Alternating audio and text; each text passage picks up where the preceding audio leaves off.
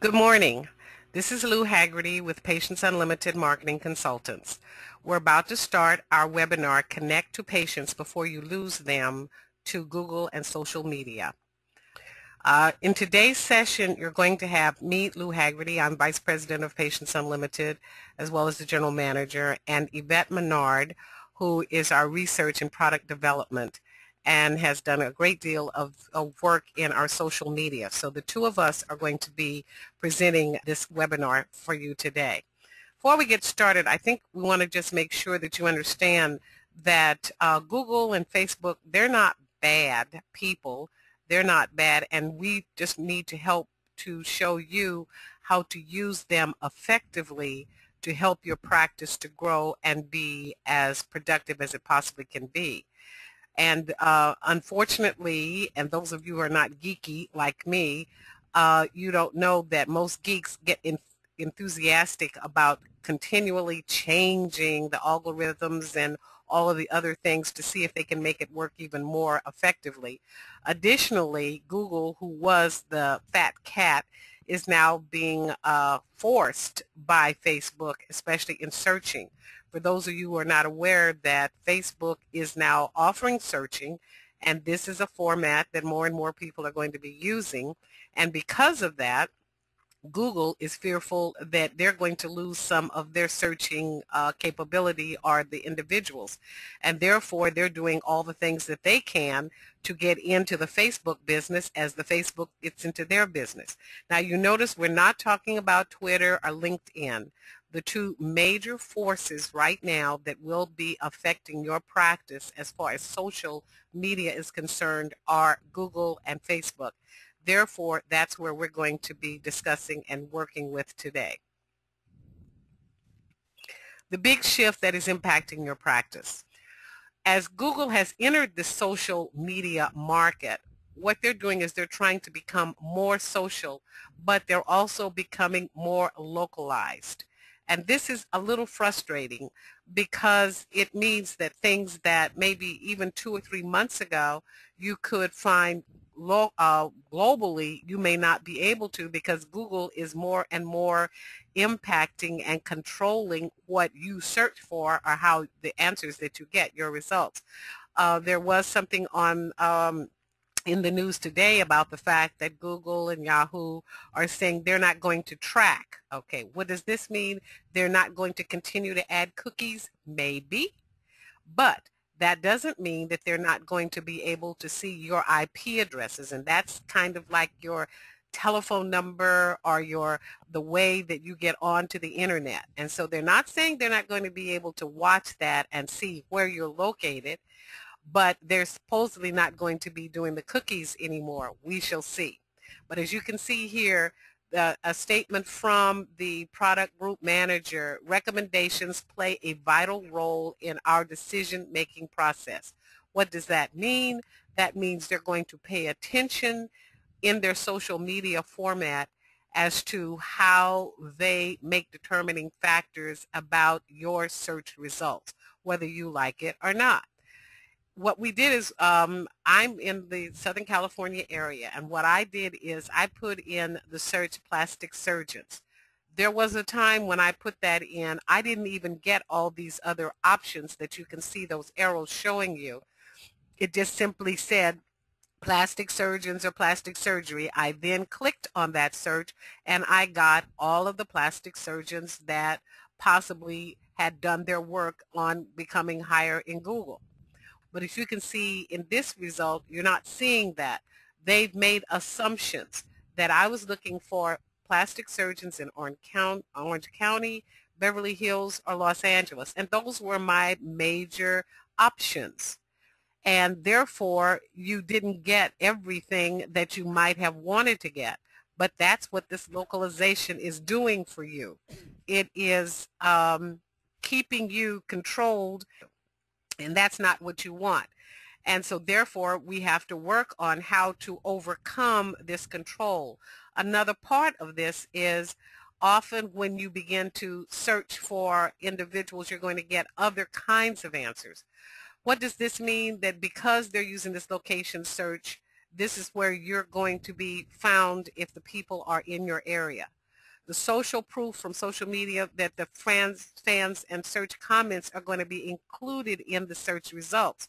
So therefore, if an individual, if you're searching for a specific plastic surgeon, or even if you select a plastic surgeon, you're going to see comments from individuals that have used that physician, and that's going to impact decision-making processes. If you see an individual whom has been searched and found, and he has 5 stars, or everyone loves him, then maybe yours is not going to be up there as high, or as your results are not going to get what you're looking for.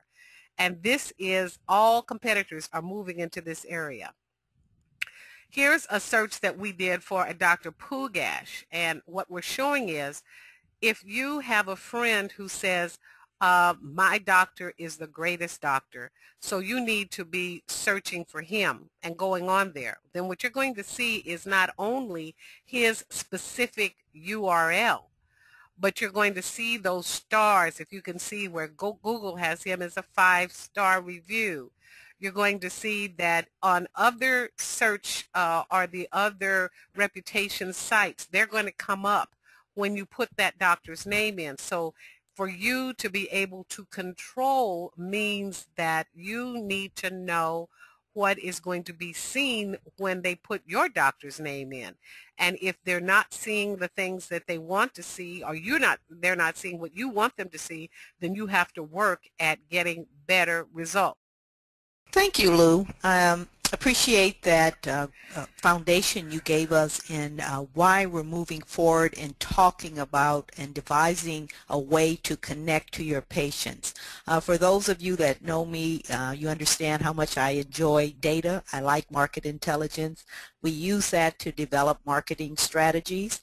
And then in light of what was happening with the social proof, we were able to test out a patient-approved program with Dr. Summers, for those that have seen that, and how could we then make life easier for the practices we work with to incorporate changes Google was making, the social proof, and what you needed to do on your website to stay high in indexing.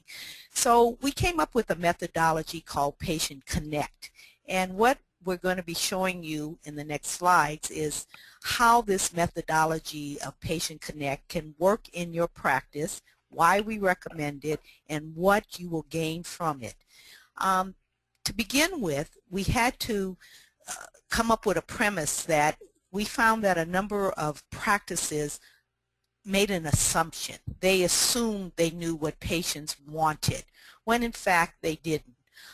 So we developed a way to ask intelligent questions to come up with what patients want, and then we produced revenue. An example we've used before is that we had a practice focusing the majority of their marketing dollars on breast augmentation, and we did a survey, and that's not at all what the patient base in that community wanted. So we readjusted the marketing strategies. So again, you're making a mistake if you think you know what your patients want. So with the methodology, we discovered something very important, is that not only did we get market data intelligence and intelligence on your practice, we were able to generate some sort of immediate dollars and revenue to your practice that came in through a surveying process.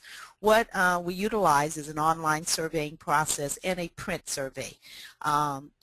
What we want to do is ask questions that is going to give you actionable intelligence. And what that means is we're not asking questions to ask questions. We're asking questions of which to get answers to do something in your practice.